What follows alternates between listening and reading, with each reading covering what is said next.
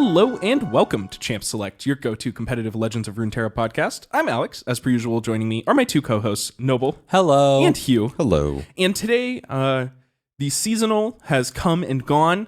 It is spoiler season once again in Legends of Runeterra. I think we're all incredibly excited to talk. We've got a few new champions to talk about, a bunch of new cards.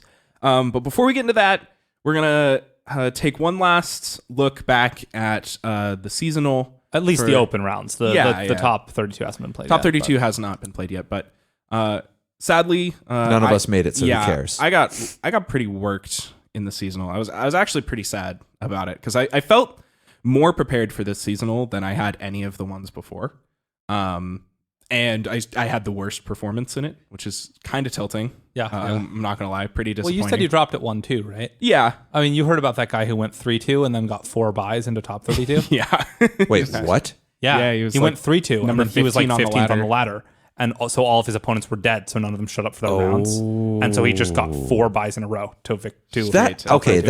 I'm fine with that because he got to top 15 on the ladder. He earned it. I don't care. Yeah, but it's still fun. It's still fun. Oh, very he's like funny. 5 rounds, lost 2 of them, and Absolutely. made it awesome. It's a very good story, but I also don't know if he like actually qualified or if he got waitlisted, but the tweet was like, I had the required record, so I'm pretty sure he did.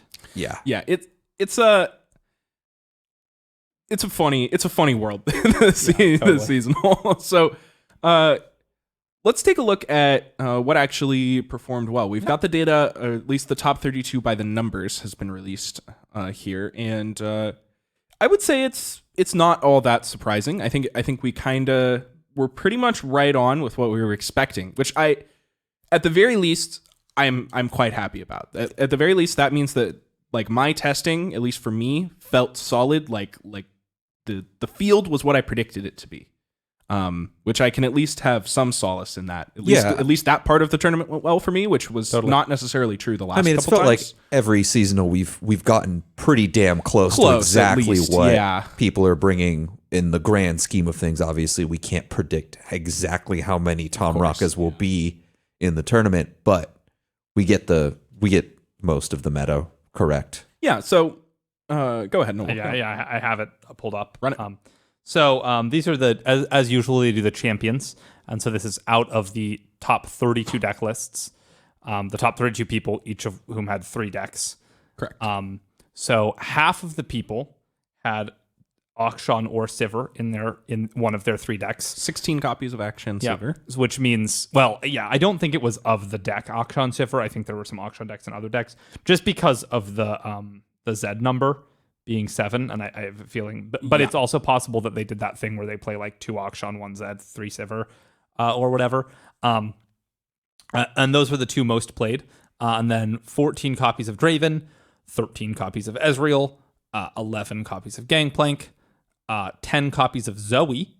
Always Zoe, like, She's just always there. yeah. We're like Zoe isn't the best, and then she just is always one of the top like, 5 or whatever. She just always is like the She 4th or generates 5th. way too much value Totally. to just A not. 1 mana card that generates Lee value. Zoe, man. The next one's Lee Sin. So Lee Zoe, apparently.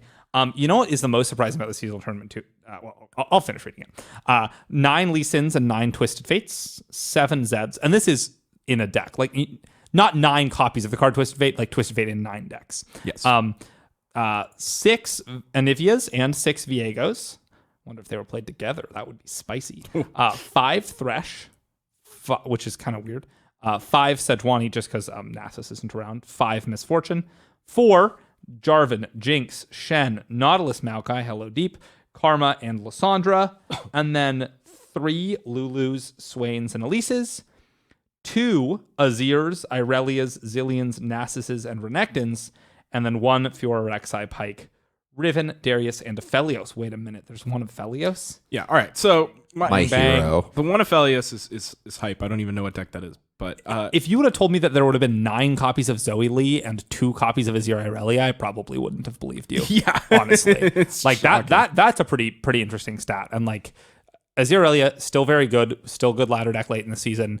And, people obviously found it's been nerfed enough that those decks that were trying to beat it might not have needed to try so hard. Yeah. So there's a couple of things that I want to like summarize after this data. First, that the Sivir decks were the most popular deck. half of the people who made top 32 had a Sivir deck, which is not super surprising. Sivir's obviously phenomenal. And not even a huge sign of unhealth, right? Like only half of the people, and like, yeah. Anyway. Yeah, and there was an interesting split between people who brought the Sivir Akshan Ionia deck and people who brought the Sivir Akshan Demacia deck, which is not noted anywhere in this graph. Because the way they record. Yeah, it's hard to do, but you should know that those are two quite different decks, and there is a split there. So it isn't just all the Ionia Sivir deck that you're probably used to seeing on the ladder most of the time. There is a new Demacia version that's very good. What does that look like? Just very briefly. Just all the good Demacia cards. You're cutting combat your twin disciplines for sharp sights. You're playing single combats and concerted strikes. And concerted strikes. It's just all the good Demacia Room cards. Runner and Screeching Dragon? Wait a second. And concerted strike levels Sivir real quick. Concerted strike is really good, as it turns out. Aside from that, the next most popular deck is Ezreal Draven, another not surprising one that we see here. Just a stellar tournament deck, exceptionally consistent. Not surprised to see it here. One thing that is interesting is the high number of Zoe Lee decks that it was like the third most played deck. Was Lee Zoe. Do you have like actual deck percentages? I'm curious because like this is just the champions, and I'm pretty sure like some of these Ezreals were with these karmas, so there's like a little less. I don't know the actual. I don't have exact numbers, but I have some guesstimates, some rough guesstimates based on what I know people were playing based on. Like I've talked. Are you just doing quick mental math right now? That combined with I've been watching people in Discord talk about things they've been playing or the things they played or whatever. So, most of the people who are in the top 32 are in a Discord. So you just kind of happen to see messages about it. So, and other people love running the numbers on this type of thing. And I'm a big fan of reading those posts. Oh, so. Yeah. And I'm more confident in your mental math than my ability to do math with a pen and paper. So. The other interesting fact that I want to bring up from this is that Twisted Fate Gangplank was kind of the sleeper deck of this tournament. Agreed. And this deck was really, really good. I was really close to audibling off of my Gangplank Sejuani deck onto this Gangplank Twisted Fate deck on like Friday or something. When I played a couple scrims against people that had it, and they were like, yeah, this deck's like better than the Sejuani one. And if I hadn't, I thought about it. I inevitably decided that I wasn't willing to just make the change to a deck I'd played 0 games with, even though I thought it looked really good. And it was really good, unsurprisingly. Yeah. It just lined up really well. It was really nice to be able to play another just good mid-range deck. Gangplank was a really solid threat. Being able to play it with Twisted Fate meant that it just got to open up a lot more options, basically, as far as like your mid-range plans go. It just gave you access to more early removal spells. Twisted Fate is great. Yeah, Twisted Fate is really good at dealing with all the 1 HP units that were running around everywhere. So it levels GP on a similar timeline without having to play like Warning Shot. Yeah, basically, pretty much. So yeah, it's worth noting that 2 different people, and I don't think they were from this region, but I've saw multiple Top Cut posts of people who are running exactly TFGP Noxus as Draven, Aurelia Azir. I saw at least 2 people on Twitter talking about that, and that's exactly what you would have been running. Pretty much exactly what I would have played had I made that parallel. And I think me from like a season ago or 2 seasons ago would have pulled the trigger and played the deck that I thought was better, but I really committed to like locking down and testing and trying to do it a slightly different way this time. And I'm glad I did it because I've learned something here too. I'm always advocating for playing a deck you're comfortable with, you're familiar with. And I don't regret playing the deck I did. Playing GP Sejuani, that deck was great. There's still 5 copies or 4 or 5 copies of it or something like that in the top 32 of the Americas chart. So obviously a great deck. It was no slouch for the tournament. But sometimes a last minute swap can pay off. So it's maybe hard to that's judge every what time. Works for you. Maybe it could just be like that. That's a thing for you. I don't know. You never know. It also was like a deck that looks like it would have been pretty comfortable. Yeah, we've all played TF Swain, Twisted Fate control style, rangy board. We have a million games each, right? So we know how the core of the deck. Is it wasn't like I was audibling onto Akshan Infinite at 7 a.m. the day of the tournament, right? It's just this mid-range deck that you're generally familiar with. Noxus removal spells, like, we've been here before. Yeah. Obviously. Twisted Fate, just lop it all together and eventually kill your opponent somehow, So anyway, I think that's the general wrap-up for the seasonal. The meta went about as I predicted. I learned a lot for tournaments this season, but I'm not done learning. I'm excited to keep practicing my specific tournament preparation. And I think without further ado, let's move forward into Bandle City. New region, 10th region. We've already got a lot of cards to talk about, 3 new champions, and a bunch of new mechanics. So this region is kind of all over the place as far as like creating cards, referencing cards. Using puff caps. There's a lot going on. So we're going to try and break it down into as clearly organized sections as we can to try and keep it clear to listen to. And also, we're only going to go over about like a third, like 20 out of 60. Yeah. Because we don't want to do all of them. We can't. Yeah. A lot of them aren't that good, and we'll talk about them if they are good later. Yeah, we might do we're definitely going to do a wrap up episode of all of spoiler season where we'll get to touch on things that we haven't. This is kind of just the things that jump out of the spoilers to us and like general themes. Yeah, we also might, we're going to do a tier list with all the cards. Yeah, like what are we going to do? Not do that? We're going to do the tier list. Of course. Yeah. We got to do the tier list. Got to do the tier all list. Right. So let's start with the mechanics that have been revealed so far in Bandle City, starting with Impact. So Impact is a new keyword that says, when I become blocked, deal 1 damage to the enemy nexus. This can stack. And I believe we have confirmed that the way that works is just if you have 2 instances of impact, it's impact 2, and then when it becomes blocked, they take 2 damage to the nexus. Yes, exactly. So pretty self-explanatory. That's it. It's not too much more going on than that. Very straightforward. It's powerful, though. Yes. Without a doubt.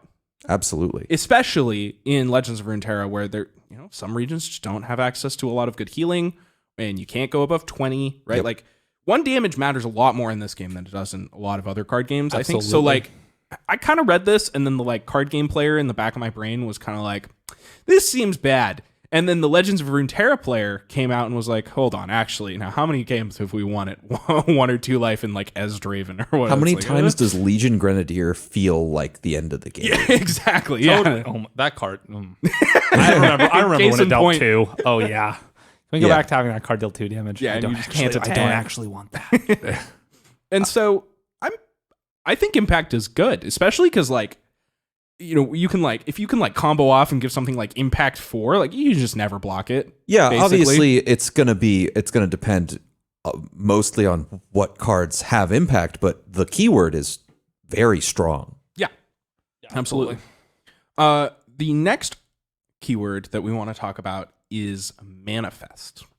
So Manifest is very similar to Invoke, the Targon mechanic, in that it gives you 3 choices to pick from. However, unlike Invoke, it doesn't just include the celestial cards. It sets its own parameters. So, for example, Manifest 3 Demacia cards or whatever, and it would show you 3 Demacia cards. There are some cards that we'll talk about that get a little wonky with it, but basically it's going to give you 3 cards and you get to pick the best one. Real quick, on Invoke cards, does it say invoke a celestial card with condition, like 3 or less, 7 or greater? So I could really see them just axing Invoke and just replacing it with Manifest, because they already put the descriptor for celestial cards with condition. Interesting. They actually don't need Invoke anymore, right? Well, am I missing something? Well, there are cards that just say Invoke on them. You're right. There are. There's a couple. Yeah, like play Invoke. Okay. So there's a couple of those. In that case, they probably won't replace Invoke with Manifest. Yeah. And no real reason to, but it's interesting. So this mechanic's great. I mean, we've seen this I think Hearthstone was the first one to do it with Discover. Yep. And Discover was probably the best Hearthstone mechanic of all time.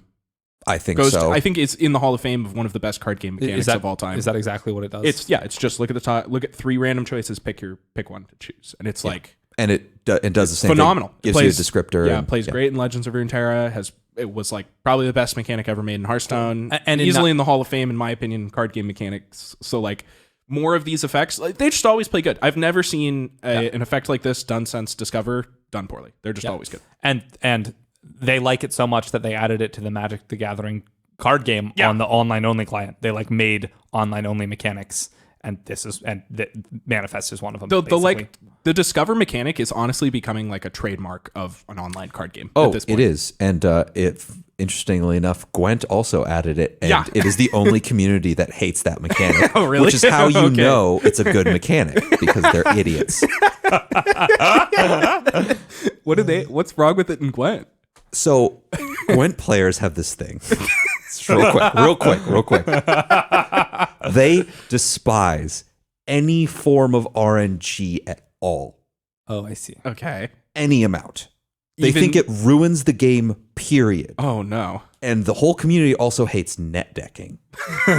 Like, so vehemently that when I've seen new players post on the subreddit going, hey, I'm a new player. Does anyone have some like deck advice for me? Comments say, please don't net deck. Oh, no. In our game. Like, get out of our community, you filthy net decker. And they don't help them. Gatekeeping in card games. Name a more iconic dude. It's a classic. Anyway, that's it. All right. It's a good mechanic. We love it. It's going to be a good mechanic. It's going to be a good Manifest is great. I'm so excited to finally have it. Yeah, absolutely. And I love the like how much freedom they've deliberately given themselves with Manifest. Oh, yeah. Like, I mean, we'll read a card a little bit later, but like it's like 3 different random conditions that totally. And it's like that aren't related. Yeah, so that aren't very related cool. at all. Yeah.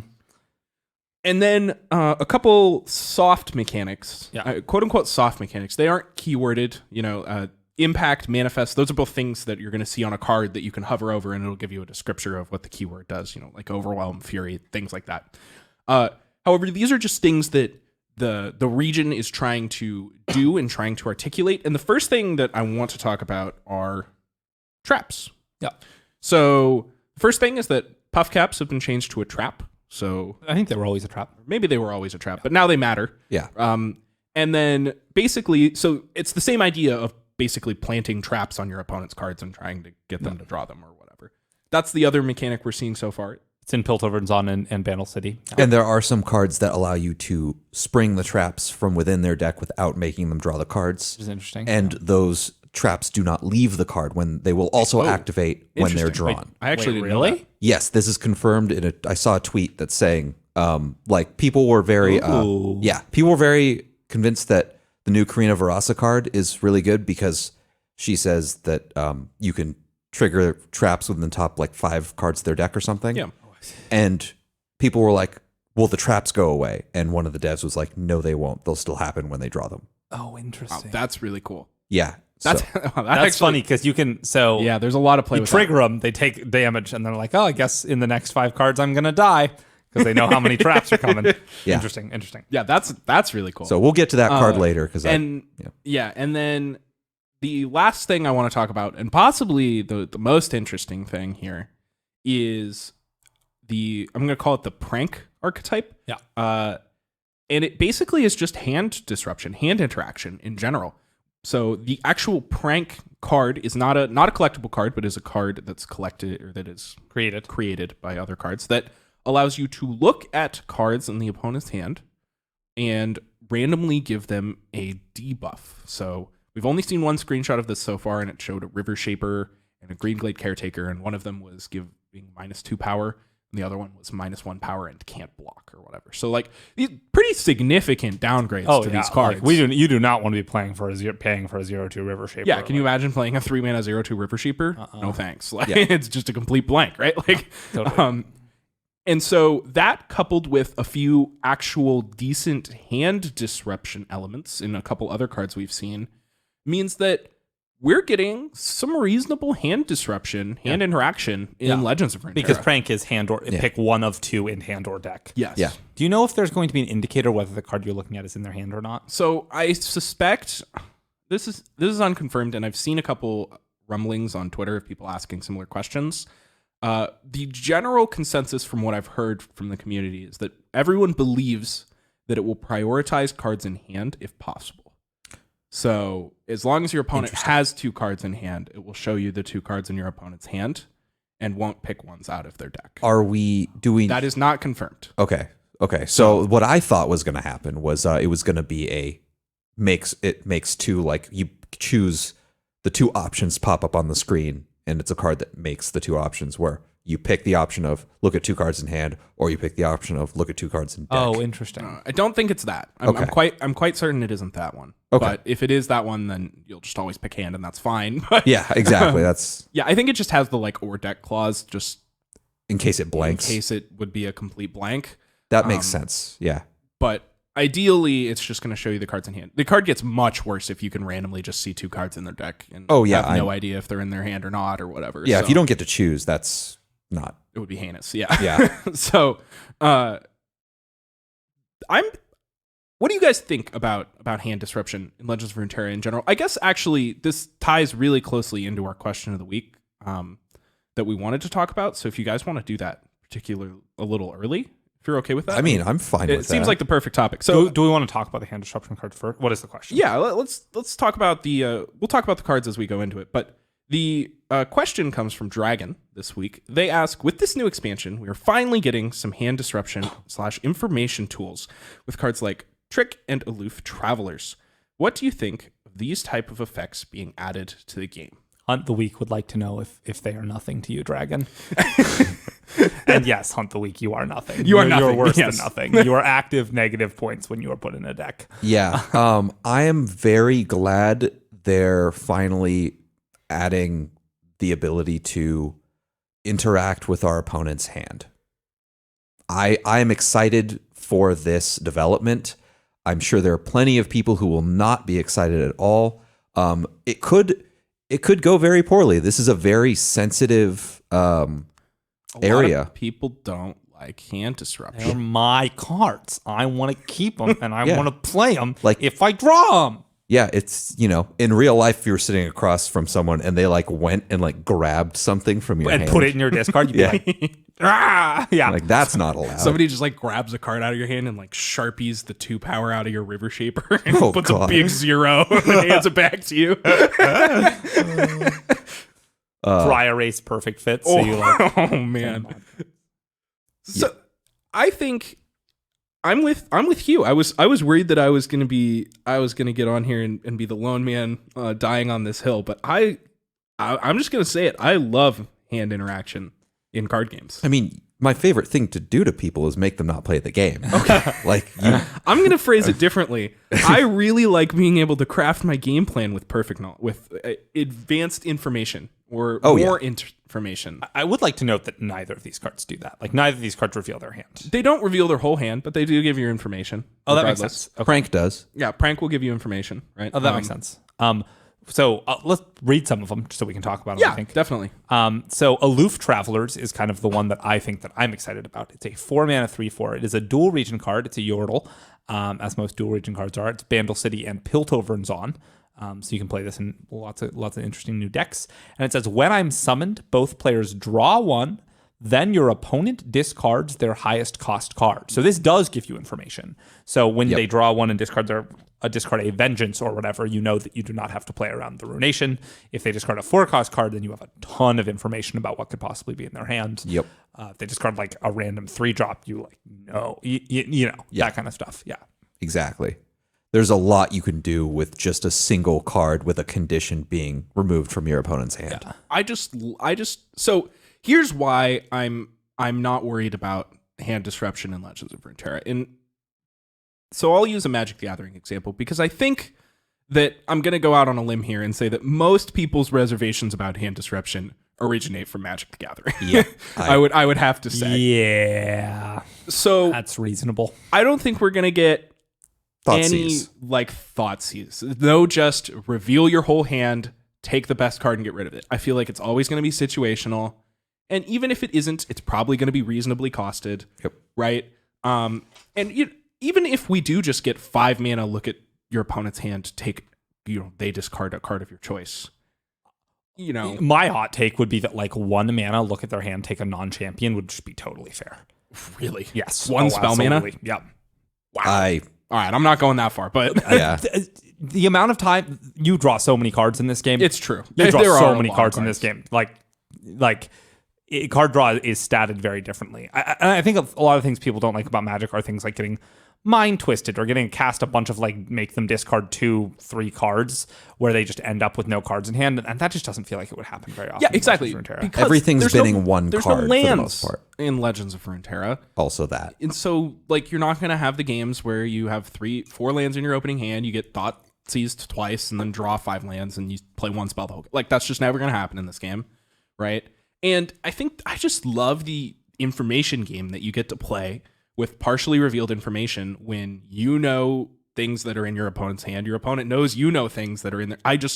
The like levels of mind games you can get when you're like, okay, my opponent knows that I have the sharp sight to beat this Get Excited, but they still cast Get Excited on my Draven. Like, I'm playing a weird deck, but you know, yeah. Okay, why are they doing this? Yep, I totally. love situations like that, and they come up a lot in Magic, and they never come up in other card games because people are too scared to go near hand disruption. Cowards, a lot of them. Because the communities in general don't like them, and it makes sense. I mean, like in general, you don't want to piss off your community. Yeah, obviously, that's like the number one rule of game design is totally. Hopefully, your players are enjoying the game. Yeah. So I understand why it's a sensitive topic. I'm personally incredibly excited to see where they go with it. And I hope they go a little further, but not too far. Because at the end of the day, I don't want to log on to Twitter and see everybody complaining that Aloof Travelers just, lost them their 4th game of the day or whatever. But to be fair, like this card is very fair. Like it's 4 mana, 4 spell mana, and it replaces the card. It gives them their card back. Yeah. And like I want to say that this card is good. Like the fact that it draws a 4 mana 3/4 that draws a card, nothing to write home about in this game, but still good. Good. Yeah. It's definitely, you meant creature mana, by the way, right? Did I say spell mana? You said spell mana. Yeah, I meant unit mana. Okay. And then them drawing a card, then discarding their highest card is almost always upside, right? Like unless turn you're 4. specifically turning their dumb 6 mana creature into like the removal spell they need, which is not going to happen that often. Like their highest card is often going to be more valuable than the random card out of their deck. So like there are 2 parts of upside in this card, drawing a card and that piece of disruption. So like I do think it's pretty good. To be clear, I think this card I think Aloof Travelers is insane. Yeah, very powerful. Really good. Yeah. I'm It okay. replaces itself. I'm okay with hand disruption in general, but I think as a general rule for like the average person, I think people should be okay with it in general as long as it's a thing that is allowing good players to better showcase their skill. I think that's a good metric for where you should draw the line with really oppressive versus non-oppressive hand disruption. That's an excellent point. There's one other hand disruption spell that we actually have access to that we've been spoiled that we haven't talked about yet, and it is a 2-mana fast spell by the name of Tricksy Tentacles. Ooh. It is a Bandle City common that says your opponent discards their lowest cost card. And weirdly, it's at fast speed. Yeah, fast. That is really weird to me. Because, like, when are you trying to cast this? So, I feel like it's kind of just a quality of life thing. Yeah. To be honest. Okay. But I don't, you're right. I mean, like, it feels like you might be able to, like, maybe your opponent, like, if your opponent draws up to 1 card in their hand and then open attacks you and you get to get their only card with this, like, that's pretty good. Yeah. Yeah. That being said, I don't think this card is particularly good. I have to say. This one's just, it's always a 1-for-1. It's 2 spell mana. This card hits puff caps way too often. Yeah, it's not. Or poison puff caps and, like, gems and shit. Yeah, it's just going to hit a gem, like, a lot. Or, a random sharp side. And sure, those are all fine and nice enough to hit. But taking sharp side out of your opponent's hand is not going to win you the game like taking Screeching Dragon out of their hand will, right? Yeah, exactly. Like, or their Jarvan, or because the other thing can hit champions, right? Aloof Travelers can hit champions too. Getting the Jarvan out of their hand, the Tryndamere, totally Darius. And it just so happens that in Legends of Runeterra, I would say somewhat unsurprisingly, most of the things that win the game are usually the large, like most expensive card in the opponent's hand. Like Esdraven has a hard time winning a lot of games without Captain Farron. Like Aloof Travelers just means these random Captain Farrons sitting in these Esdraven hands that are becoming a plan. Like, okay, turn 7, let's get rid of that. Time for a new plan. And like now how are we going to win? I played a game recently where my opponent's Tricksy Tentacles would have hit my Viego. Yeah, and on turns 1 through 5. There's totally games where that happens, and then you're going to lose those games anyway. Yep. No, I won. Oh, well, or you're going to win those games really hard anyway. Yeah, I was playing against Karma. They just couldn't be like that makes Viego, sense. Snapvine. It's like, all right. Yep, Yeah. we're done here. Yep. I didn't need to cast any spells before turn 5. I might have had like a Black Spear or Glimpse Beyond or some crap, but like We get nothing relevant. didn't cast a spell till turn 5. That's for sure. Okay, so that brings us to the end of our question of the week and the general mechanics overview for Bandle City. So without further ado, let's get into some Champions. Do you want to start us off, Hugh? Sure. The first one we have is Vygar. I know you're pretty excited about this one. I'm very Just excited. talked about the VIEG champion. Just like so There's recently. too many of them, yeah. So Vygar is not 2 mana like I thought he would be. He is 4 mana. Who called that? Did one of us call that? I said like 8. Yeah, you said I said 3 or 3. Yeah, I think you so were I was the closest. closest. Yeah. Nice. yeah. Congratulations. Yeah, so he is a 4 mana 1/4.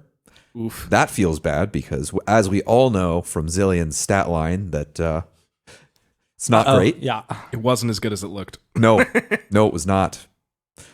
He is a Bandle City Shadow Isles dual region champion. He says, when I'm summoned, create a Darkness in hand. Darkness is a 3 mana slow spell that says deal 2 damage to an enemy. Yep. And it's when I'm summoned, create a Darkness in hand if you don't have one. Round start, grant your Darkness everywhere 1 extra damage. And the level up condition is when you've dealt 12 or more damage with Darkness. Darkness is a 3 mana slow spell. Yeah, That 3 deals mana. 2 damage to a unit.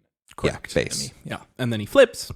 And then he flips into Grand Overseer Vygar. I love that he gets a title. I know. That's my favorite part of this. I know. He's not just champion. a Vygar anymore. He's not just Vygar with new art. He's now the Grand Overseer. Yeah, he's one of 3 champions that changes. What are the other ones? Shyvana becomes Dragon Shyvana. Okay. And what's the other one? Didn't know there were others. Yeah, Is it- there is another one. Is it Aurelion Soul? No. No, it's not. Trindamere. No. No. I'll think of it. Okay. I'll think of it. Okay. All right. So So, Elise becomes Spider Queen Elise. oh, yeah. Cool. Yeah. That makes sense. All right. So, now when he's summoned and round start, create a Darkness in hand if you don't have one. Round start, grant your Darkness everywhere 1 extra damage. And now your Darkness can target anything. Upstairs, baby. Boom, boom. 3 mana, hit their Nexus for a lot. 20. That's the goal. Oh, yeah. That's the flex. 20 is the dream. That 20 is for the screenshot, the Twitter clout. The Yep. first 20. Yep. So I have some things to say about this card. Yeah, go for it.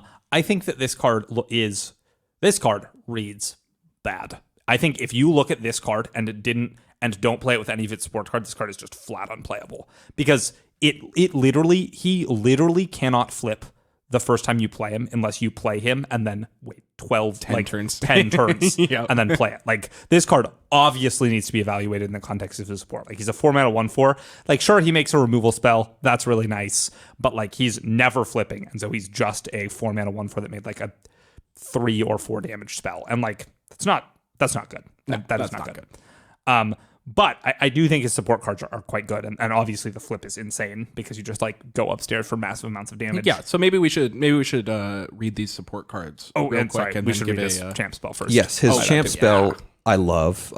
Vygar's Event Horizon. 5 mana fast spell that stuns an enemy, then stuns all enemies with 2 or less power. So bye-bye Concussive Palm. Oh yeah. For those league players out there, apparently I have 2 or less power because I always run into the fucking cage. I hit that cage every time. I'm never expecting it. I always walk into it. It's huge. Yeah. It used to be instant. Yeah, that was nonsense. It was so sick. So some of his support cards that are pretty necessary to Vygar functioning.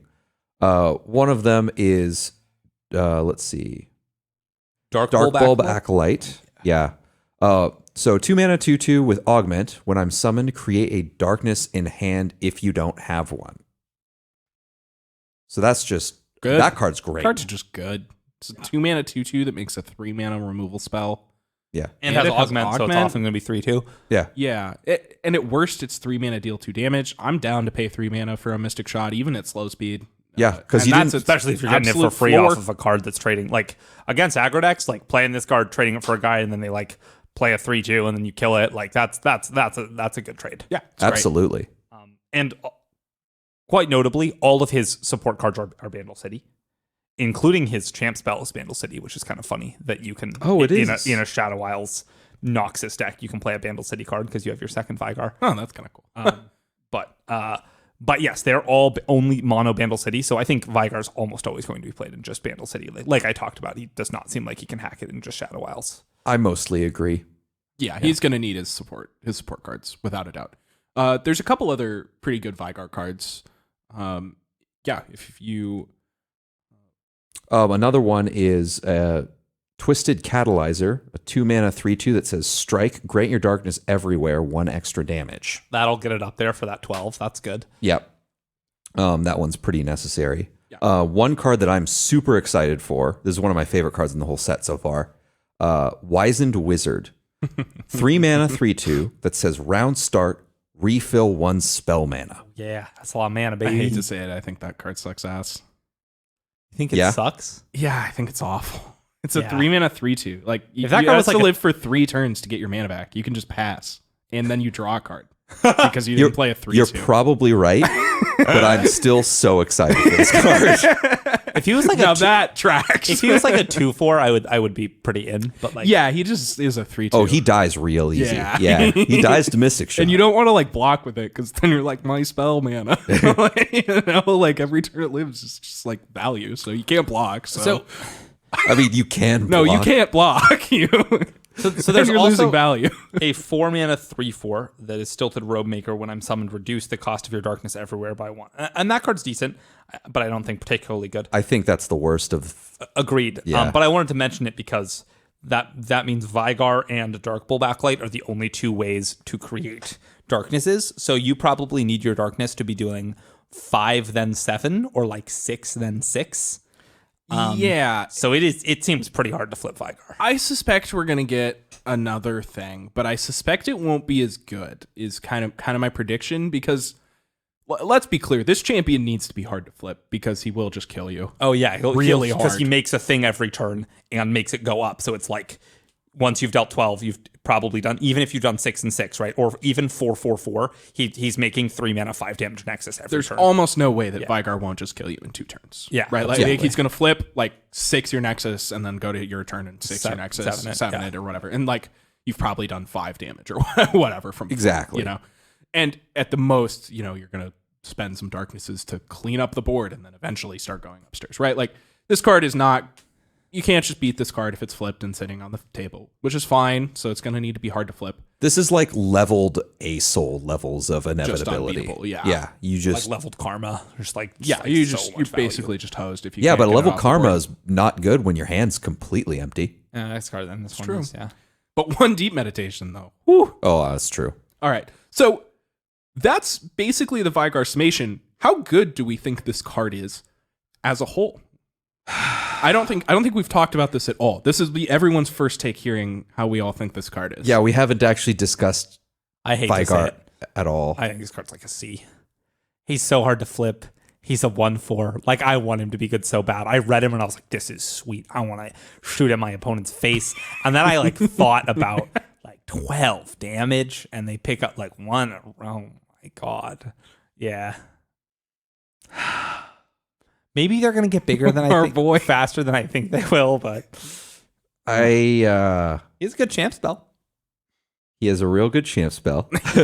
So I'm still so excited to play with this card.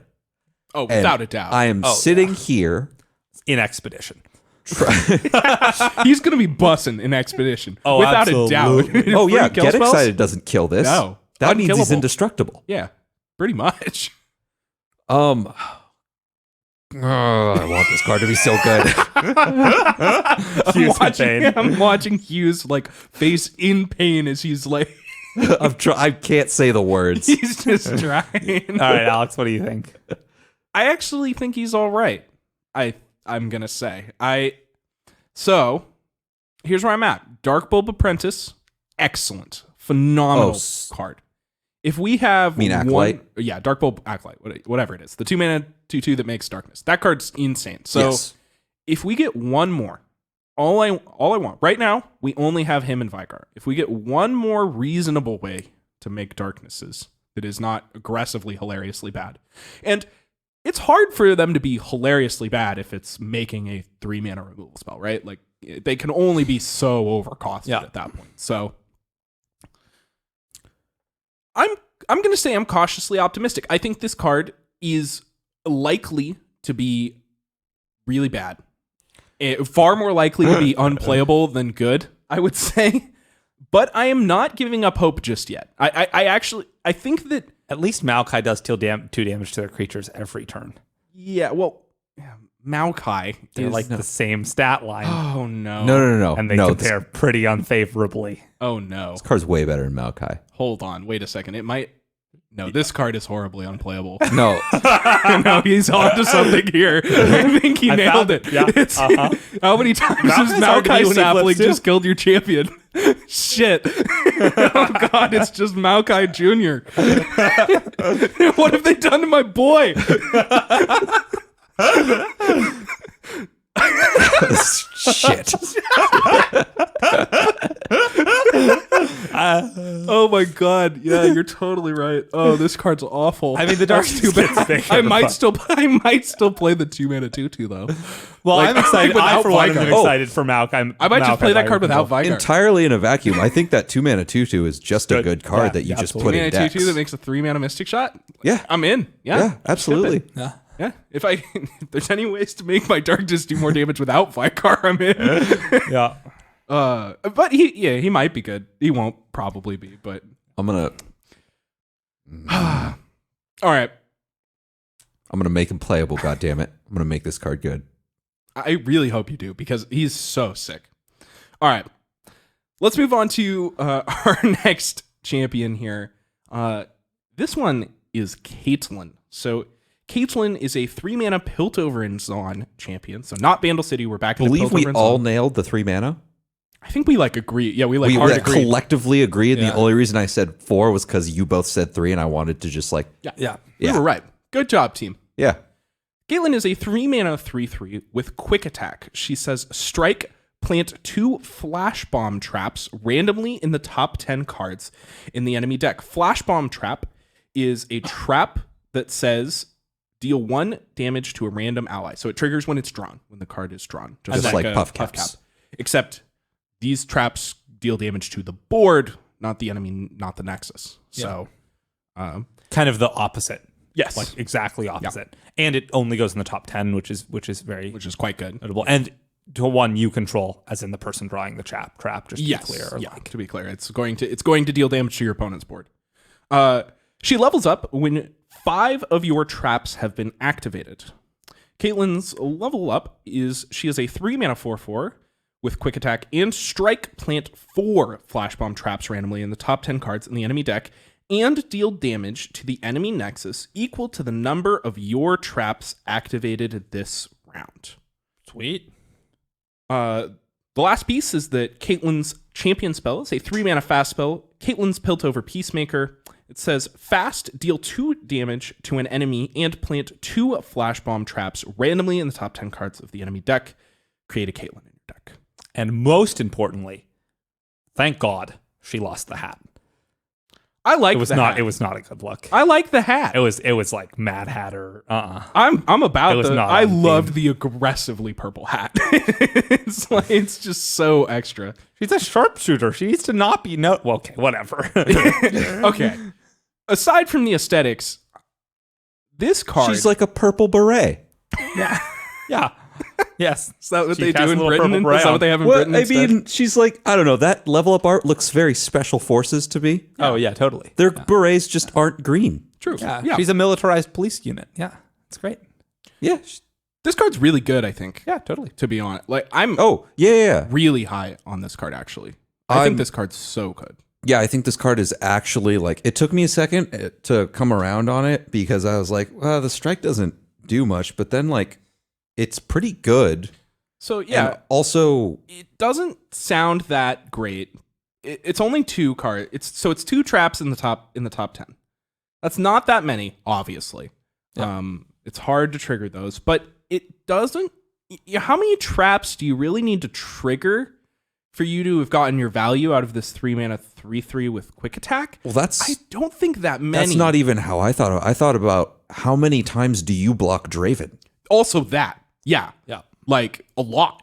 Usually, and like sometimes you just like have your Draven against a Zero Irelia, and like that would be hilarious. Yeah, he just gets in a ton. Yeah, absolutely. Or whatever. So here's why the general theory behind why I think Caitlyn is really good, and you guys can take this and challenge me after this if you'd like.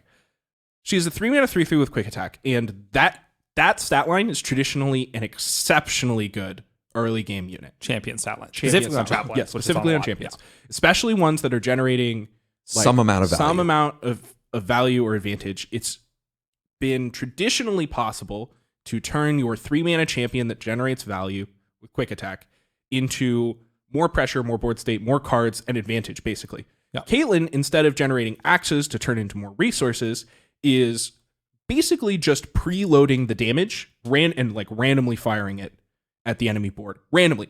It sucks that it's random. And It's you funny can't that she's a control that. sharpshooter, and what she does is just like randomly, just like carpet bomb the board. Yeah. But I don't think like if you get even a couple flash bomb triggers on random units in the early game on like turn 3 or 4 or 5, Caitlyn is already such a dominating early game presence just because of her great stats that I think it's going to be really easy to just run over a game sometimes with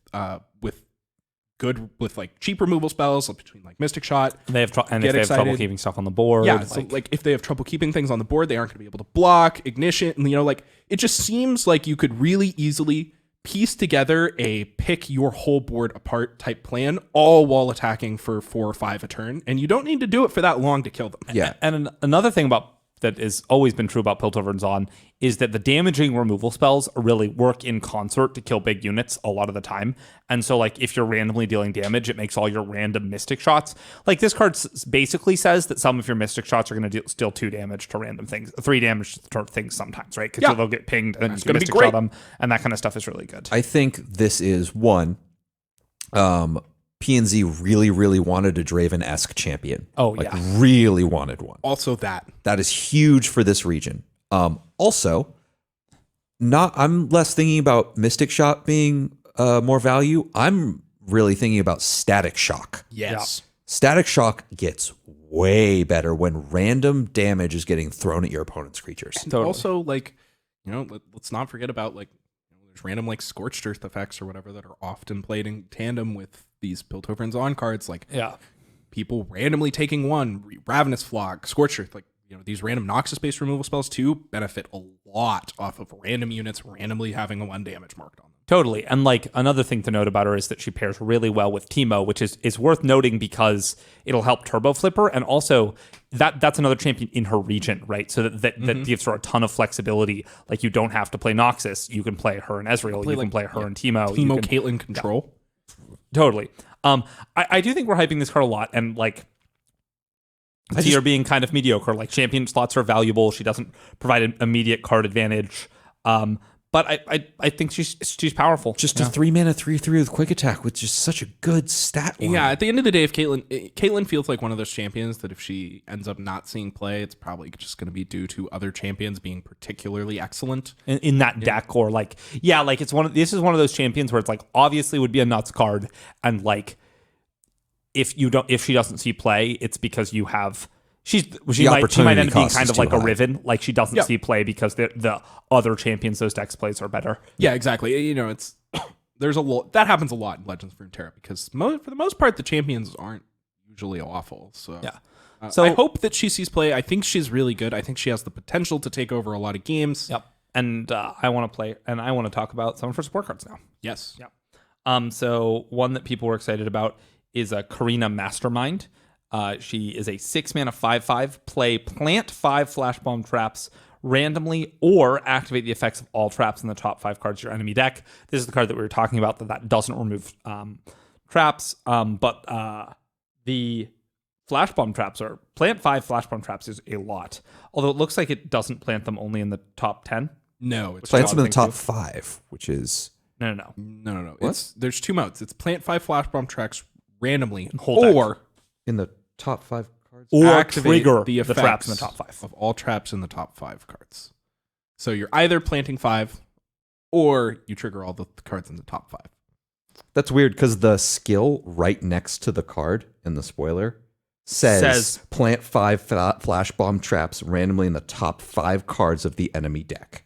Oh, that is true. That is what that says. I was reading the skill itself, not the card text. Oh, no. Yeah, reading the skill. Oh, you're right. It is in the top 5. Yeah. Because there's say that on also the card. Volatile Bloom, which is down. Which is the next thing. Which is the next skill. Exactly. Yeah, very interesting. Okay, so it's in the top 5. Which is well, that's actually really good. It's not on the normal card. That's very notable. So, within the next 5 cards, you're going to deal 5 damage no matter what. Yeah, that's a lot. That's a lot of damage. So much damage. Yeah. So she looks pretty good to me. I think we can talk about. Yeah, and also like sometimes you're just gonna play her and she's just gonna like deal 4 damage to like 4 or 5 damage to the enemy board. Just wipe the whole board. When you do the other trigger. Yeah. Sometimes you're just gonna trigger 6 puff caps and they'll take 6, and just die. Like yeah. So this is a card that's really interesting to me. Justice Rider is a 4-mana 3/4. And it says, whenever your opponent, it's Piltover's on, these are all Piltover's on. Whenever your opponent draws, plant 1 flash bomb trap randomly in the top 10 cards of the enemy deck. This is like a kind of like whenever hate piece that I haven't really seen yet in Legends of Runeterra. It's kind of like Stony Suppressor-esque in like when they draw cards, and it generates value every round. I think this card's really good. So this one, it might be a little understated for the effect is my concern. That's fair. But I do love the effect. The effect is really cool at the very least. And this is one of those things where I'm not sure how well these like flash bomb trap-esque cards are going to play. Totally. My hope is that they play well. But it's hard to judge random damage randomly occurring in a vacuum without having a couple of samples to go off of. So if it all plays as well as I think it should, this card has every potential to be pretty good in some certain metas. There's going to be metas, it's not going to be that great against aggro decks that often. And even actually maybe it will be because they draw 1 card a turn, and if you randomly happen to flash bomb their 2/1 or whatever, it's just really good. So I think this is the least impressive of all the flash bomb cards. I'm kind of off this one personally. All right. I don't hate that take. I don't necessarily disagree. That brings us to our next interesting flash bomb card, which is Sting Officer. 2-mana 2/1 with Elusive. He has Nexus Strike, plant 2 flash bomb traps randomly in the top 10. So this one's better, I think, right? 2-mana 2/1 with Elusive. Oh yeah, it's just gonna get in, start putting traps on. That's like just a fine stat line. Yeah, a Green Glade Duo that puts flash bombs in instead of gets bigger when you have creatures. Yeah, I'm not gonna sit here and argue that it's better than Green Glade Duo. It's probably not, but it's accomplishing a different thing and it's doing it pretty well. So I think it. You think it might be? Really? I think so. Wow. Holy. Played against the Cardazir recently? Yeah, and I beat it. Yeah, that's fair. Fair enough. Yeah. I guess, does die to everything, so there's still that, I suppose. Yeah, but so does Green Glade Duo. Yeah, it's true. Everything dies to everything nowadays. All these great Piltover and Zon removal spells, they all just, can you imagine playing the Caitlyn Mirror and your Sting Officer just gets flash bomb trapped? What a disaster. Okay. And then I think the last card we wanted to talk about in the little Caitlyn batch was Coup de Grace, which is not necessarily a Caitlyn card, but it is an interesting Piltover and Zon card. And it is a 5-mana fast spell that says place an enemy follower into the enemy deck, then your opponent draws 1. It's kind of like an unconditional removal spell that puts you ahead on tempo. It's kind of like Will of Ionia, like it gets the thing off the board. Yeah. But doesn't trade 1 for 1 on cards. Yeah, it goes down a card doing it. It doesn't hit champions. Yeah. Oh, it doesn't. I thought it hit champions. That's kind of where I'll start with this card. And that's kind of, I think, the story of it for me. I think that's it for this card. Unfortunately. Yeah. I think we're done here. Yeah, it's nice unconditional removal spells. Maybe there's like a lot of Captain Farron running around. We need to put this card in our deck or something, but Doesn't even feel that good against Captain Baron. It's amazing how easily I missed the enemy follower text. It's incredible how relevant it is, too. Oh, yeah, it really is. It really makes or break a card. Because every deck has champions, but not every deck has followers you want to kill. It's kind of just like the break point there. Yeah. All right. That brings us to the end of Caitlyn. And I think it's time to talk about Poppy. Yeah. And I want to say, as noted, there are other cards in here that do exist. They just didn't jump out at us. But there are more support cards than this. We don't want to be here for 3 hours. That's what the tier list stream is for. Exactly. All right. Our final champion here is Poppy. She is a 4-mana Bandle City Demacia dual region champion. She says attack. Oh, she is a 4/3, 4-mana 4/3. Attack, grant me and all allies with equal or less power than me +1/+1. She levels up when she has attacked with allies 3 times. Her level up gives her +1/+1. She becomes a 5/4 and she gains impact.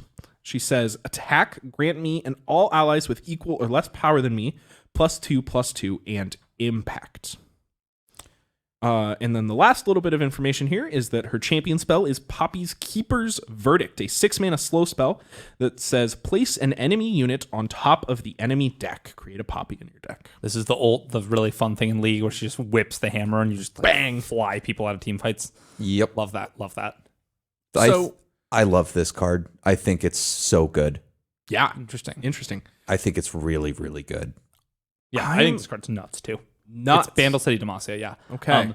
This card is just like reads so good to me. Like really? Okay. It's a 4-mana 4/3, which like isn't the best stat line, but like it's a 4-mana 5/4. Yeah. It just is. Yeah. Like just gotta attack. And the attacks are grant, which means it sticks around forever. Exactly. So this card is like a repeat Bannerman. And like Bannerman got nerfed when it made itself a 4/4. So like it's comparable stats to Bannerman. And sure, it only pumps the things smaller than her, but most things will be smaller than the 4. And the same size, equal or less than. And that's one of the things that like really put the card up for me. Totally. Because so frequently, like saying less than, and it just makes a card feel very awkward. But so many things in your deck, in a deck that this is going in, is going to be 4 or less power. Totally. So hit Screeching Dragon. Yeah, for 1 attack. Yeah. But she gets the power bigger. too. Yeah, but the Screeching Dragon's eating something. So Okay, that's fair. Sure. It always eats something. So I think that this card is pretty good, but I guess I'm maybe not quite as high on it as it sounds like you guys are. I read this card and I was like, it seems pretty fine. So like my reservations are leveling seems hard. We have to attack with allies 3 times. Probably already won by then. My argument against that is I don't give a fuck if I level this thing. That's fair. So that's totally reasonable. Her flip side is completely ridiculous. It's just like absolutely nuts. Absolutely wins the game. You can't block. You take damage. Everything is huge.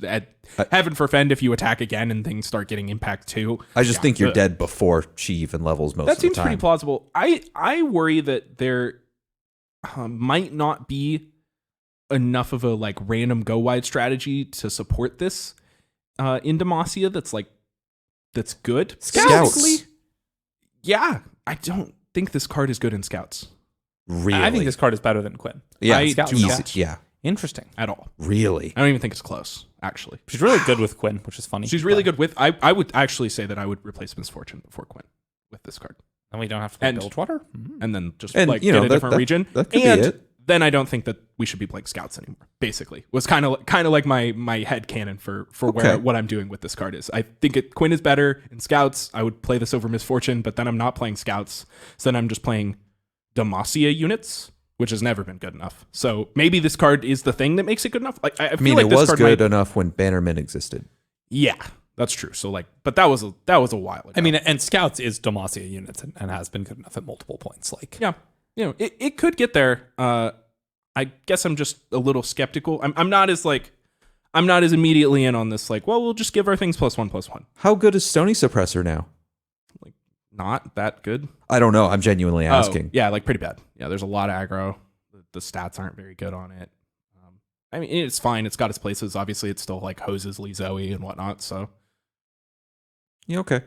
And we'll have to see how the meta develops. Obviously, it'll be a completely different world. But if Stony Suppressor is good, then that almost is enough of a reason to play Demacia in the past. Yeah. All right. Interesting. Well, I'm excited to see how that one pans out.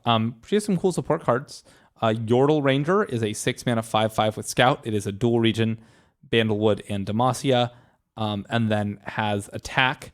Grant me and all allies with equal or less power than me +0/+1. I want to note that they did a really interesting thing, again, where all of these support cards are Bandle City. So, like, it kind of feels like Poppy is the Bandle City Demacia champion and has support Bandle City cards, and we might... Do you think we're going to get an actual Demacia champion, too? I have no idea. Because if not, like, what are our Demacia cards for this patch? Because, like, none of these cards have the Demacia thing on them. There's a couple split cards, but yeah. So I'm kind of interested how the color balance, the region balance is gonna shake out for this set. It might just be very few. Like, we might just be getting like only dual region or close to only dual region cards for like most of our regions. Because PNZ got a bunch of mono ones because Caitlyn is mono PNZ. Yeah, but we might just not be getting a Demacia champion and Demacia cards. Interesting. I could see that. Cool. But so it's a 6-mana 5/5 with Scout Yordle Ranger. Attack, grant me and all allies with equal or less power than me +0/+1. This card just like has the potential to replace like Genevieve, but probably not, honestly. Yeah, pretty much. But it's a Bandle City, and like the double toughness buff, because when it attacks with Scout and then when it attacks again, is like the toughness bumps are not to be laughed at. And I will say buffs, toughness is a different thing. In this game. The last thing I will say about Poppy is that like the health buffs are very real. Yeah, because like repeatable health buffs really make it hard to trade into your units. Second one on like your random 2/1 that now is a 4/3 that has already been blocked by a 1/1 and is still alive. Yeah, and then can attack again. Like that starts to get out of hand fast. The 3/3 that doesn't get traded becomes a 4/4 doesn't get traded with, and then like it becomes a 5/5. If you've ever played against Legion Marauders, you know what we're talking about. Then blocks a thing and gets Mystic Shot, and you end up with 2 cards for 1 out of your random 3/3 or whatever. I remember old Veiled Temple. Those were so good. That was so nice. Good times. And all the mana and all the stats and all the options. We also got Yordle Squire, which is a 1-mana 2/1 Yordle. Play, create a tiny spear or tiny shield in hand, which are respectively 1-mana focus spells that give +1, that grant +1/+0 or +0/+1, which is kind of like the marquee, looks like Bandle City 1-drop. This card's busted. Yeah, I think this card's really This powerful. card is like up for debates for the best 1-drop in the game. This card's pretty gross. It's so good. As soon as I saw that the tiny spear and the tiny shield did not have fleeting, they're insane. I feel like there's just so much versatility that this 1-mana 2/1 has that it's just going to be really hard to justify why this isn't the best 1-drop in the game, at least in my mind. I haven't gotten to play with it yet. Of course, that's always the real test. But in my head, like, this thing's just insane. Like, we get to give +0/+1 and get an attack in. We get to give +1/+0 when we need extra power to be able to attack. Like, this 1-mana 2/1 basically just ensures that you're going to have a good aggressive start, because if for whatever reason, why can't you attack this turn? I feel like Tiny Spear or Tiny Shield is probably just going to fix it almost every time for the most part. So totally. And like, you can always play this on turn 1 and then attack for 3 with a spear on the next turn. Like, yeah. Just decent. And it, like, there's going to be draws where you have the like double 1-drop draw but you're missing a 2-drop, and this just like fills out your mana curve with essentially what would be the triple 1-drop type thing. Like, totally. It's only 1 mana. It just slots into everything so well. It creates a card for all the things that care about created cards. I'm really high on this card. I think there's going to be a lot of Yordle Squire in our future. Totally. And then that was kind of it for like Poppy cards specifically that stood out to me. That there are a couple others that are kind of in the miscellaneous one that we talked about. So I think that brings us to the end of our champions as a whole. Real quick, before we touch on the miscellaneous cards, which of these champions impresses you the most? Which one do you think is the best? It's Poppy for me, honestly. I think that curve out strategy is going to be really good, and she's going to be really hard to interact with. Like, even just how hard MF makes blocking sometimes by giving that 1 essential extra power just like really reminds me that like really lets you trade up, really makes it so you can't have profitable blocks. Yeah, going 1, 2, 3, 4 in Demacia and then giving the whole board +1/+1 is so unbelievably strong. I do think that Caitlyn could definitely still beat Poppy for sure as far as playability goes because of just how strong 3-mana 3/3 quick attack is as a stat line, period. Just on bread and butter. And she like gets value when she blocks too. Like yeah, exactly. Yeah, I love Caitlyn. I think it's Caitlyn as well. It's not Veigar. Surprising. It's probably not Veigar. Sorry. What if it's Veigar? We're gonna look like idiots. We're used to it. I suppose that would be on brand. Trick is lots of practice. All right. So let's move on to our various miscellaneous cards. Yeah. So our first one we're talking about is Conchologist, which is a Bandlewood City card. It's kind of in that little like all of these Bandlewood City cards, the tricky ones and stuff, look like they're from Bilgewater. They're all like underwater doing cute stuff. But he is a 2-mana 2/2 Yordle that says play, manifest a spell from your regions that costs 3 or less. So you're going to get an option for all of the spells in your region, and you're going to get to pick one of them, and you're going to put it in your hand. Yay. And it's going to be so unlikely that you see 3 bad cards. It's just gonna be good, like every time. Yeah, there's be like honest. it's gonna be at least not bad. At the that is worst case scenario, I think, for this This card. is coral creatures on crack. Which is everything we've ever wanted. Absolutely. Exactly. To be honest, this card seems really good.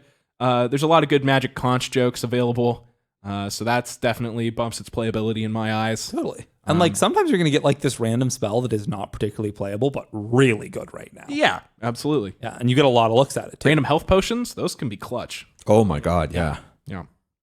All right, let's move on. And to we'll our know a next little bit. one. I just want to say real quick, we'll know a little bit more about how good this card is if like the average Bandle City spell is really good, because then it's going to be, it ups the standard deviation, and some of them look pretty decent so far. So Absolutely. or at least situationally very good, which honestly makes this card even better. So let's move on to our next card we want to talk about here, which is Looping Telescope. You want to give us this one, Hugh? Oh, Looping I got it. Telescope. You got it? Yeah. You're on it? It's a Bandle City Targon split card. It is a 2/1, and it's very similar to the last one. It says play, manifest a random celestial that costs 3 or less, epic or multi-region follower. So it looks like...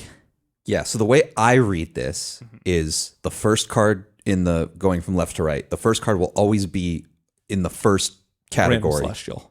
Yeah, exactly. And the second card will be a random of, Epic. and the third card will always be a random Multi-region card. that. This feels like the card you have to put on the stack a couple times to like get a vibe for what it does, because like the random multi-region follower just has so much variation, and the random epic too. They both, the only one that you can be even kind of confident in is the Celestial. random Celestial's just going to be good. Yeah, and to be clear, I actually don't know that it works like Hugh outlined. I don't know. Yeah, I don't know either. That's Yeah. how I think it works. I don't think it's been confirmed. It could potentially. I could see this working that sometimes you just randomly get 3 celestial units that cost 3 or less, or sometimes you randomly get 3 epic cards, or 2 epic cards and a multi-region card, or whatever. I think I would bet money that that's not how it works. I would wager that you're correct too, but just want to clarify that I'm not. All not right, how certain. much, Hugh? $20. Deal. Okay. Oh, you think it works the other way? No, I don't. But You this is fun. but he's spinning it. All right, so we'll have to see how that ends up working. Okay, so when I read this card, I immediately think of Avarice and Sentry. 2-mana 2/1 that draws a card. Totally. Avarice and Sentry has to die, but Card up front is nice. the card up front, quite nice. The downside is that it is a semi-random card instead of a random card from your deck. So a card from your deck is probably better on average than a randomly selected manifest card. Then again, But you do get to pick the manifest. So it's like choosing of 3 completely random cards or one card that you put into your deck. At least you know for sure that the card you put in your deck is going to be good and a card you want to cast. it's going to be a card you want to draw. But right? to be fair, But it can't be any of the sometimes you just get the nuts. the 3 categories that are given to us are all very reasonable card pool. I think the worst card pool here is the middle one, actually. Epic. Yeah, because there are plenty of very, very bad epics that are just that are just that rarity because they're weird Yep. and not at all good. Yeah, that's fair. But like you also have your Captain Farron's. Like it's weird because it gives you a low celestial epics, which are like either wonky cards that cost 4 or less, or like 8 drops that win the game. And then there's like multi-region colors, which is a whole thing. Like I'm so excited to see what casting this card does. Yeah, it feels like I'm going to guess that this card is going to be better than Avaros and Sentry. I think that the getting the card now instead of later is a pretty big deal, especially in the later portion of the game. And it just feels like it's going to see play in like a region that cares a little bit more about having a 2/1 in play, is kind of my guess. Like you kind of play Avaros and Sentry and Freljord just to not die. Yeah. Whereas I feel like the 2/1 in Bandle City might actually serve more of a purpose for like controlling the board, like attacking for 2. Yeah, you know, and like those effects alone might make it better than Avaros and Sentry. Yeah, I agree.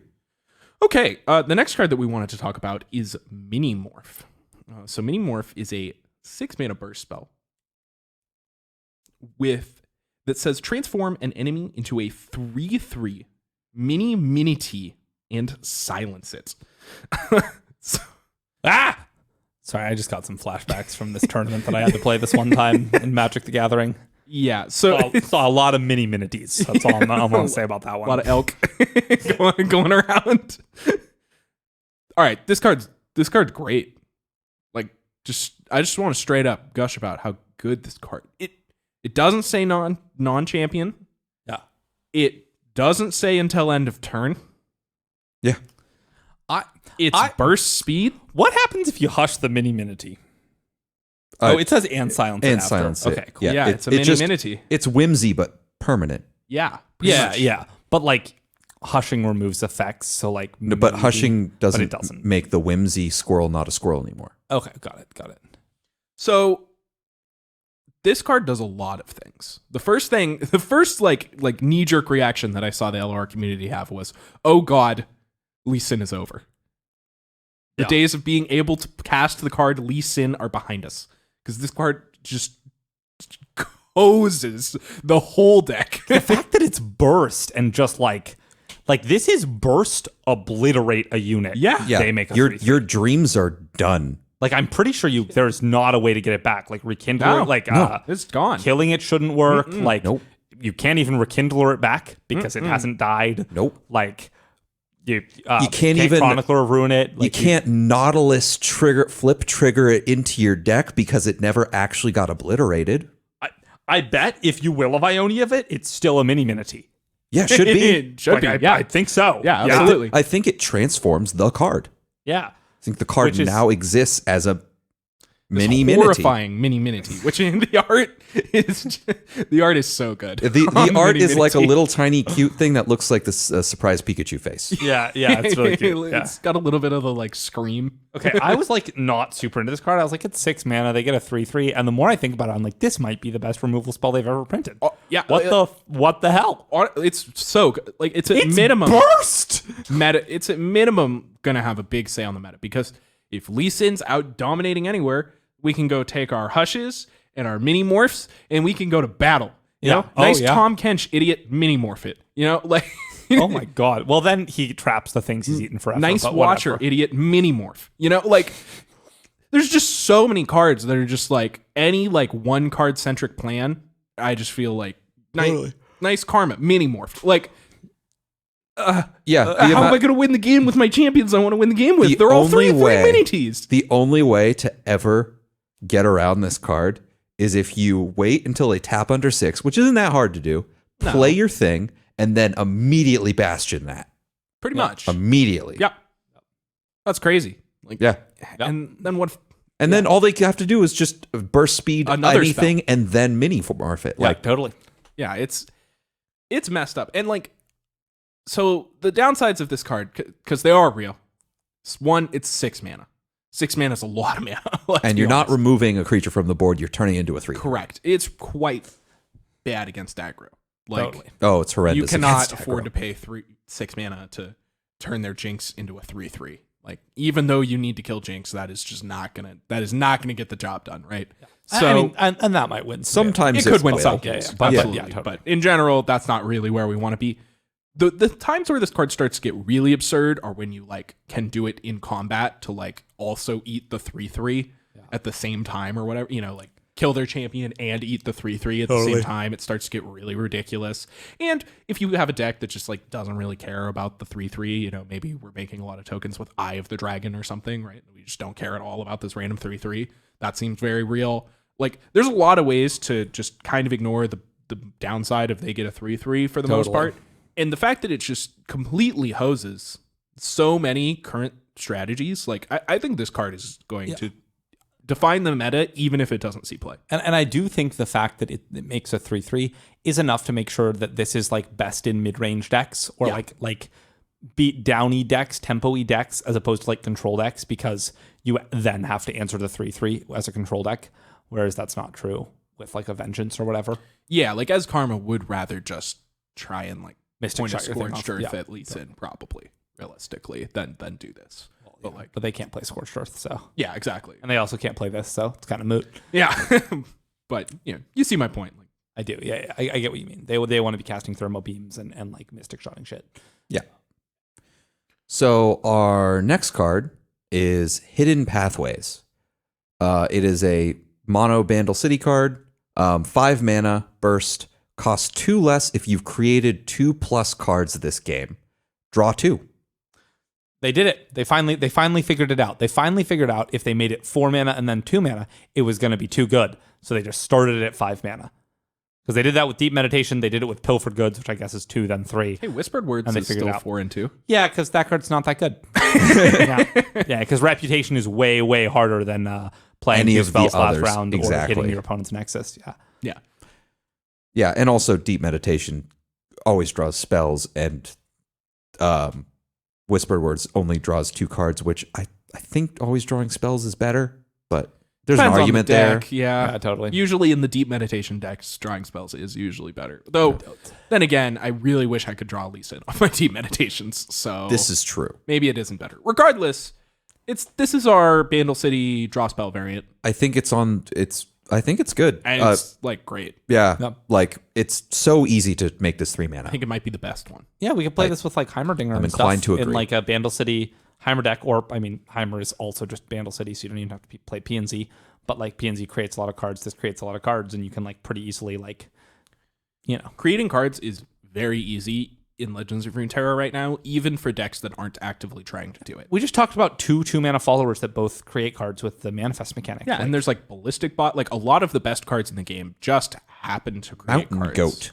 Karma. Yeah, Zoe. Ezreal. Yeah. Like Draven. They just all make cards. Like it just is kind totally. of on an axis in which the game operates nowadays. I can't imagine this card ever saying anything other than 3 mana draw 2 at any point in the game in which you're going to reasonably cast a 3 mana draw 2. Totally. Like, and if your hand is so bad that you have nothing to do anyway and you can't make any reasonable plays, then you won't mind spending the extra 2 mana on it because you weren't doing anything with it anyway. And you're probably going to lose. So, it's not.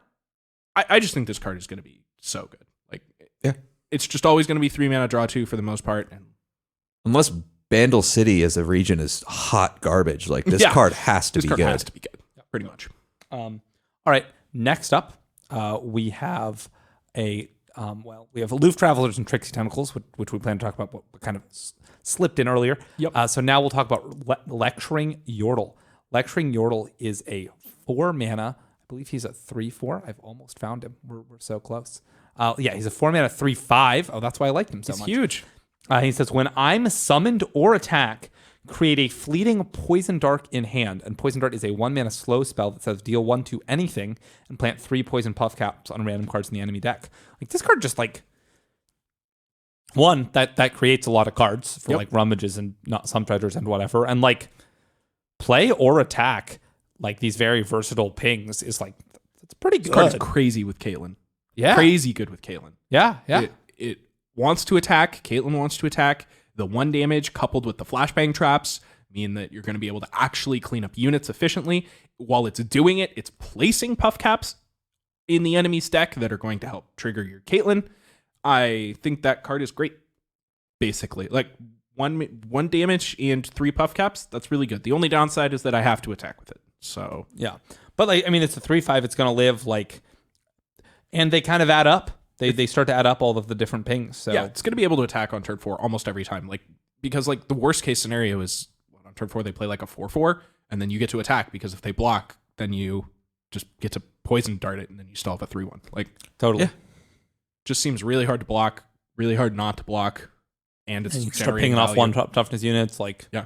a lot of times this card's going to make your opponent like chump with their 2/1 into the 3/5, and then you don't even have to play the card. It got value. Yeah, you just already got there, and it makes it when it's summoned, Yeah, which is like really good. Yeah, they learned their lesson from Victor. This card is like way better than Victor. Yeah, this card is like hilariously better than that champion. It already starts with +1/+1. Like, oh yeah. And it's planning puff caps the whole time, which is it's not nothing. Like, especially with like things like Teemo and things like Caitlyn. Like, it's good. All right, our next card we want to talk about is Stress Defense. 3 mana burst spell in Bandle City that says, set a unit's stats to 1/6 this round. That text is quite quick, quite simple, I think, for how much you can do with that. Like, that's very versatile. Yes, You absolutely. can, like, just off the top of my head, you can save your creatures in combat by targeting either your or their creatures. Save your creature from removal spells by giving it extra toughness by making it like a 1/6. Save your creature from like thermogenic beam, scorched earth by making it a 1/6 instead of damaged. Because it heals it. Yes. You mean Ravenous Flock or Scorched Earth? Yeah, Ravenous Flock, sorry. It's just, and it's all 3 mana. Like, it's 3 mana means that you can have the spell mana up for it at all times, or quote unquote, like, you can always have the spell mana. Totally. This card's just good and it versatile. also just like keeps its other abilities. Like, it doesn't like strip barrier or anything, which is like kind of annoying in some cases. And I will say, like, I think this will be awkward in combat a little more than that. It's very versatile, but like, it'll make it, if you want to do it to their creature, it'll make both of your creatures live a lot of the time. Yep. And the same as if you want to do it to your creature. Like, it's not pumping things to kill things they wouldn't be killing otherwise. It's definitely a defensive spell more than an offensive spell, which makes sense given the flavor. It's very good at protecting engines. Yes. Squishy engines. I think that's what we want this for. Is your interpretation of the Legend of Runeterra rules that I have a 3/3? My opponent attacks me with a 5/5. I cast this on it and block, and at the end of turn, does it go back to being a 3/3 or does it go back to being a 3/1? We set it to 1/6. It takes 5. It should go back to being a 3/1. I agree. Not a 3/3. Okay. No, I agree. because it took 5 damage and Had 1 toughness, and it's not going to like weirdly heal itself. Yeah, that makes sense. Yep. So I'm not certain that this card will get there, but like, I could totally see this card just getting there. And it's kind of like a pseudo hush. It does some interesting things. Yeah, the like Akshan Sivir deck, the like Demacia version, or I guess. How big is your Lee Sin? You want to hit my unit for 1 and then me for 1? Is that what you want? Cool. And it's hard to tell, exactly where these Bandle City decks are even going to end up. Like, maybe there just isn't a Bandle City deck that has an engine piece it cares about protecting. But if there is, I feel like this card's like maybe we can cast this with like our Heimerdinger, so we can like play Heimerdinger on 5 more safely or whatever. It's really hard to play Heimerdinger on turn 5 and just pass the turn into all that open mana most of the time. So totally. This could help a lot with that. Helps it from a bunch of damage base removal. Yeah. And then I think we have one more card we want to talk about. Very important card. Very important. Yeah. Arguably the most important. Important, yes. We have our Bandle City Poro. Cool. Woo! Bandle City Freljord. Wait, no. That's the sled. The other one's just Bandle City. Right? They're both. They're both Bandle City Freljord. Well, that's interesting. Yeah, so Protoporo and Poro Sled are that. But Protoporo is our Poro, our 1 mana 1/1 with keyword. And that keyword is impact. It's a pretty good one. It's it's gonna hit you for 1. What do you no matter do what about my I'm gonna play 3 of these and then Heart of the Fluff, and it's gonna have impact 3. Ooh. That is how that works. Yeah, that'd be pretty cool. Totally useless interaction to know, but it is probably how that useless. Kind of like Heart of the Fluff. Kind of like Heart of the Fluff, yeah. Yeah. I'm gonna stick to my report, Alice. Thank you very much. When that card gets big, it was like a 3/3 with impact. Totally. It's start to get real. I hope that the Fabled Poro like happens to give it like Challenger, and then you can start challenging things and dealing 1 to the Nexus with impact too. Oh yeah, good times. Yeah, I mean, I think they're part Freljord because that's the Poro tribal region. Totally. It lets them. I I wouldn't be terribly surprised to see they won't do it for other things, but like basically part of this card's appeal is like an extra Poro that you get to play in your Freljord decks, because you can only be 2 regions, so you can't play all the Poros. Yeah. And I guess we should give an honorable mention to Poro Sled, because it's a 5-mana 5/5 with impact that says attack, summon an attacking random 1-cost Poro. And it's a Poro itself. Like, it's a Poro itself. Pretty decent too. That's good. Yeah. Yeah. I mean, the Poro deck exists, It's like better than it ever has been right now. Exactly. So I don't know why people stopped playing it. What do you mean it wasn't actually good? All right. So that brings us to the end of our spoiler conversation for the day, and straight into a couple more listener questions to round out the episode. Our first one comes from XD60. They ask, not Bandle City related, but what deck or archetype has the most nostalgia for you all? I started playing in Rising Tides and vividly remember when I learned about Deep. I immediately fell in love with the deck and remember day drinking at the beach with my wife, dying laughing when I slammed a Nautilus and all the sea monsters. That was a good story. That was a wholesome story. That is a good story. That's vaguely what I remember my first Deep experience being, except it was an Expedition. Oh yeah, that mechanic is busted in Expedition. You start with like 30 cards. It's insane. So good. So, yeah, what deck do you all have the most nostalgia for? I just like my first time grinding this game, I ground from like silver to high diamond. And this was before seasons really mattered, so I didn't make the push. But with Ezreal Karma and Karma Heimerdinger decks, like I just played so much of PNZ Ionia. Cast so many Will of Ionias, made so many 3/1 turrets with Elusive, like flipped so many Karmas and put Get Excited and Mystic Shots on the stack. Like, just a lot of nostalgia on that one for me. That's why I was so happy when Ez Karma was a deck again. For me, it is actually also Deep. That's a good choice. I thought it might be, yeah. It's the first deck I ever actually like got anywhere reasonable on the ladder with, and that I actually played with any consistency. It's just so much fun. It really is. And like, even though it's frequently bad, like that's why I keep trying to play it in things, because, it's just a fun deck and I've always liked it. And it's one of the first decks I ever took seriously. So that's definitely mine. Yeah. I think it's Lee Zoe for me. It's either that or maybe just the card Mystic Shot in general. Yeah. It's one of those two things, which I just love every Mystic Shot deck. I'm just a sucker for. And Lee Zoe I love that deck. I remember I downloaded, that was the best Twitter download I ever did. I was playing this like garbage Zoe Fizz Freljord. It was Zoe Fizz, not Freljord. It can't be Freljord. I was playing a Zoe Starlet Seer deck and then started playing Zoe Fizz after that. Totally. And then I was like, man, I love this Zoe card, but I just cannot. But just the rest of this deck's just not getting there, other than Zoe and Sparklefly. And I saw the Lee Sin list, and I was like, yes, here we go. Did it. Yeah, we found it. I played that deck for like, I was at my house. I think I must have played that deck for like 11 and a half hours, like 3 days. Jesus Christ. I was like home for Christmas at my parents' house. Like, didn't have much else to do. Just like played all day. It was so sick. That's awesome. All right, our last question for the day comes from Merciless Carinol. They ask, despite it being long overdue and deserved, the nerfs to Targon in the last patch really did a number on the play rate of the region.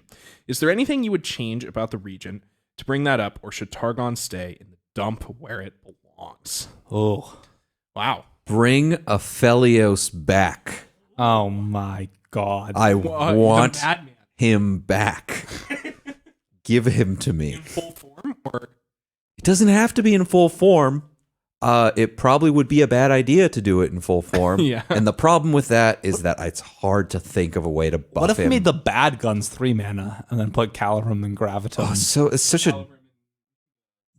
such a gross solution. It just feels so wrong to have them cost different things, unless you like. Oh, I was mostly memeing. Yeah, because it would be functionally the same. Yeah, it's true. Yeah, I make him. Believe it or not, I haven't really missed them that much in this last patch. And they're probably my favorite archetypes in general. So I will say, in general, I would prefer that the Targon decks be playable in the meta. However, this last meta has been phenomenal, in my opinion. I've really liked it. So, like, it's been so good that I have not missed my favorite archetype. So, in the future, with the meta changing, I would like to see some more Targon. Maybe a couple slight buffs here and there. I don't really know what they would. Totally. Did they nerf star shaping for some reason? Give us our point of star shaping back, man. Shaping back to 5, please. That was just a kick. Yeah. Yeah, that was just rude. Did they nerf anything else? I don't think that would even really change. No, it wouldn't. I mean, they nerfed the fangs. That one was huge. That's the one I might want back. Yeah. The fangs being a 3/2. But that card was really good against aggro. Yeah, and then there's a lot of aggro now. That's fair enough, yeah. Really good. That's agreed. Yeah. And good. But if the meta were worse, I would want it back more. But would it be better with Targon being playable? Maybe not. Like, I'd rather have a good Targon. Yeah, totally. Like, for not sure. all regions are going to be playable. Like, that's just there are 10 of them. Yep. Like, they're not all going to be in a tier 1 deck at any And that's given fine. time. Yep. And that's Totally going to fine. happen. It's kind of disappointing that it's been basically all season, but that's fine. There are Targon decks you can win with. You can win with Lee Zoe. It doesn't really feel like a Targon deck, but you can win with it. Yeah, and Lee Zoe was like the third most played deck in the top 32 of the Americas seasonal. So, like, yeah, Targon is not unplayable. You can still play Lee Zoe, the best Targon deck. So yeah, absolutely. Just all the other ones are horrendous. My poor Asol piles. What happened to the Asol piles? They used to be good. There was like 5 seconds where people were putting Taric in their decks. There was like 5 seconds where people were putting Taric good times. decks. Good old days. Good times. Yeah. All right. I think that brings us to an end for this week's episode. Do you guys have anything else you want to say before we wrap it up for the night? Nope, I'm all good. Same. Alrighty, so I want to thank everybody out there for listening. If you would like to join our Discord and ask us any particular questions for next week's episode or any of the ones after, you can find a link for that in the description of whatever platform you're listening to this on, as well as a link to all of our socials. So if you're interested, make sure you follow us on all of those. And without further ado, we will see you all on the next episode of Champ Select. Bye-bye.